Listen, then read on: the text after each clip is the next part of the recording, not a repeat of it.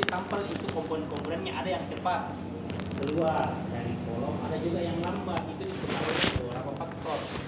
Apa itu? Faktor darah. Kedua, nah, apa lagi? Apa? Ukuran partikel. Kompleksitas senyawa, titik-titik juga termasuk. Ya. Karena ini bisa proses pemisahannya itu bisa dilakukan pada suhu tinggi. Ya. Bisa dipahami semua?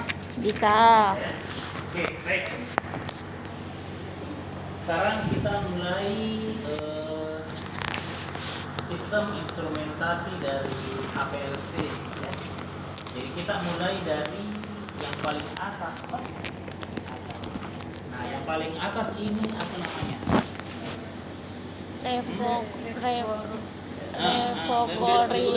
Revokori fase gerak. Apa? Reservoir. Data bahasa Inggris. Reservoir ya, Reservoir. Jadi reservoir itu adalah tempatnya fase gerak. Nah, tempat fase gerak itu biasa kita sebut dengan istilah eluen. Ya, eluen. Ya. Jadi sebentar kan kita analisa kafein toh. Nah, apa fase geraknya? Air dan metanol. Aqueous ya. Metanol dan air. Saya manjat nah. Jadi yang metanol itu yang huruf C, ini ada cicing itu ada hurufnya tak? Jadi huruf ini C dan D. Ini aqueous C. Jadi C dan D. C dan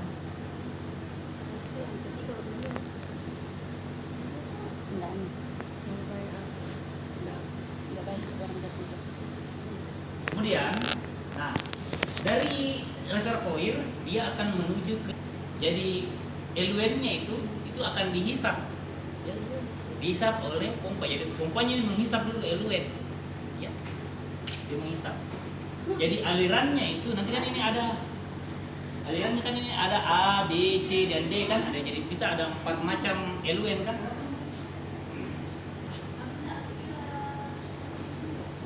Nah, nanti eluennya itu akan masuk ke dalam pompa, sistem pompa ini melalui selang ini ya. Kemudian nanti dia keluar melalui selang ini, terdorong terus. Nah, kemudian dia masuk ke selang yang ini, bagian sini ya, ada 5 macam toh. Nah, terakhir itu dia akan menuju ke sistem pompa. Jadi sistem pompanya itu yang di sini mulai ya. Nah, pompa selang sebelum menuju ke bagian pompa utama itu selangnya plastik semua. Kenapa? Karena sistemnya itu belum menggunakan tekanan tinggi, karena dia menghisap gitu.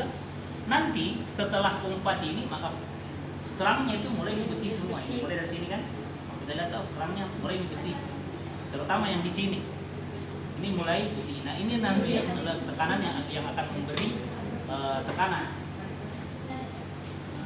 Dia akan menuju, jadi yang ini kita lihat kayak kawat-kawat.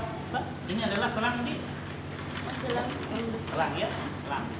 Nah, jadi pompa ini bisa memberikan tekanan yang lebih tinggi dibanding apa itu U? Bukan ultimate, nah, ultra HPLC. Jadi ada level HPLC itu yang sudah upgrade, itu namanya UHPLC. UHPLC itu bisa memberikan tekanan lebih besar daripada HPLC biasa, sehingga waktu yang kita gunakan untuk analisis itu bisa lebih cepat, bisa lebih efisien ya, bisa lebih efektif.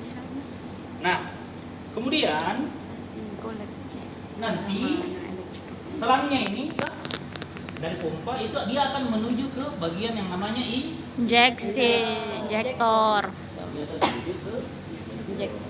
Nah, injektor yang kita punya ini tuh di HPLC itu injektor manual. Ya.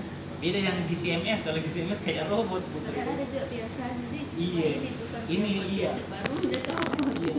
Sampelnya itu sekitar 20 mikroliter. Ya. Nah, teknik mengambil sampelnya nanti karena kita kan ini manual ya. Manual, jadi nanti harap nanti perhatikan nanti Kak Rahma yang ngajarin bagaimana caranya ambil sampel sehingga tidak ada gelembung udara yang ada di dalam syringe. Kenapa? Karena kalau ada udara nanti akan mempengaruhi hasil analisis. Jadi nanti coba perhatikan ya, nanti kita kasih kesempatan langsung mahasiswa yang praktek ya, yang menginjeksikan. Injektor itu ada dua posisi nih. Ada posisi injek, ada posisi ini sekarang yang ada tuasnya kan, goyang-goyang kan. Nah, tuas yang kalau dia ada bawah ini posisi injek. Nah, ini pada saat kita menginjeksikan. Pada saat kita injeksi, kontak antara fase gerak eluen dengan sampel itu belum terjadi. Tidak berhubungan pi, tidak bersentuhan pi antara sampel dengan eluen. Nah, ketika kita pindahkan dia posisi load, maka Dia berinteraksi. eluen itu akan mendorong Sampel menuju ke mana? ke kolom. Menuju ke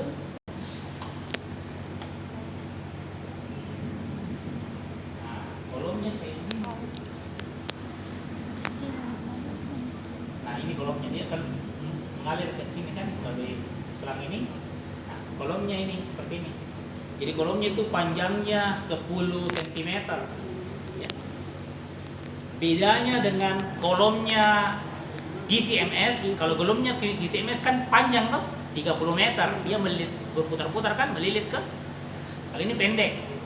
Tapi ini dia memiliki diameter lebih besar. Kalau kolomnya GCMS diameternya kecil sekali, tipis sekali kayak kawat kita lihat kan. Kali ini diameternya dia lebih besar, ya. Kolom ini dia berada di dalam oven, makanya ada tanda warning ini, ada di sini kan, ada warning sana. Panas. Ya, dia bisa hati-hati panas. Jadi bisa di setel suhu yang tinggi ya. Tapi sebentar kalau kafein kita analisa tidak perlu jadi kita panaskan. Ya, jadi tidak pakai pemanasan di sebentar. Kemudian setelah itu coba kita lihat ini ada selangnya itu. Ada selangnya. Dia akan menuju ke bagian bawah ini. Apa itu?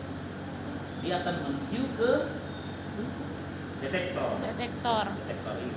Dan ini adalah detektor UV vis. Cuma yang terpasang lampunya adalah detektor UV. Visible belum tuh Bu terpasang Bu. Cukup yang garannya Bu. Iya. Nanti kalau misalnya banyak nih juga rutin nih penelitiannya adik-adik mahasiswa juga Bu, mungkin bisa kita adakan nanti lampunya visible Bu.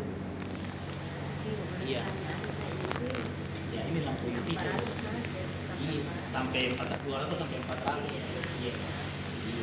Jadi kalau yang berwarna-warna kan muncul nilai absorbansinya nanti. Ya. Nah, kemudian yang di bawah ini detektor juga ya, tapi kita tidak pakai sebentar ya. Ini GCMS ini sama dengan HPLC ini sama dengan GCMS. GCMS kemarin saya sampaikan ada berapa detektornya? Ya, detektornya betul. Ada berapa detektornya kalau GC kita punya? Ya, flat Indonesia. Ini juga HPLC 2 juga detektornya.